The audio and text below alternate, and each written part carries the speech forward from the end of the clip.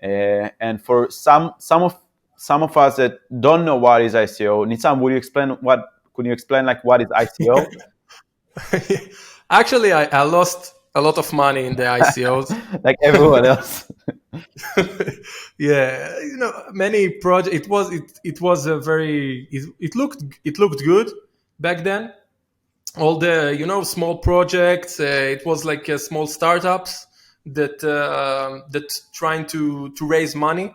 So it started very like the idea was good, and yeah, people and the IC. So in order to raise money, they did ICOs, and this was the way that to raise money for their projects.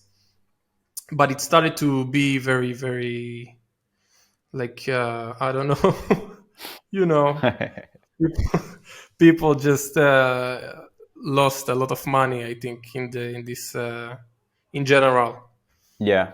and it became a bubble. It started to be a bubble, kind of bubble in 2017, and all the crypto market uh, was crazy back then. Yeah, so ICO stands for initial coin offering, which means that back then there were smart contracts because Ethereum was live, there was mainnet, there was Solidity very very early, maybe zero point 0.4, but people made smart contract that basically receives ETH as an investment and then later on sends the tokens to you.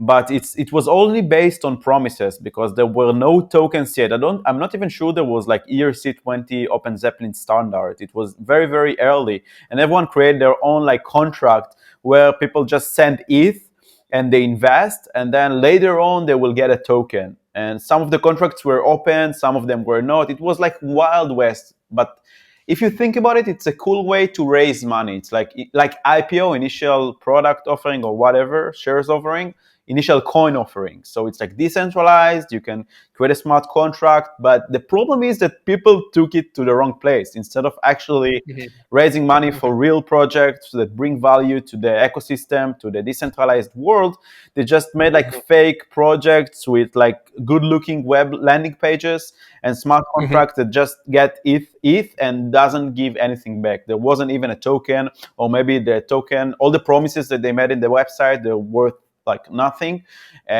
This was the ICO era, which also leads to the Ethereum price go up because in order to invest in those ICOs, you have to buy ETH, right? Because you need to invest Mhm. with ETH. So which brings like buying pressure to the ETH price.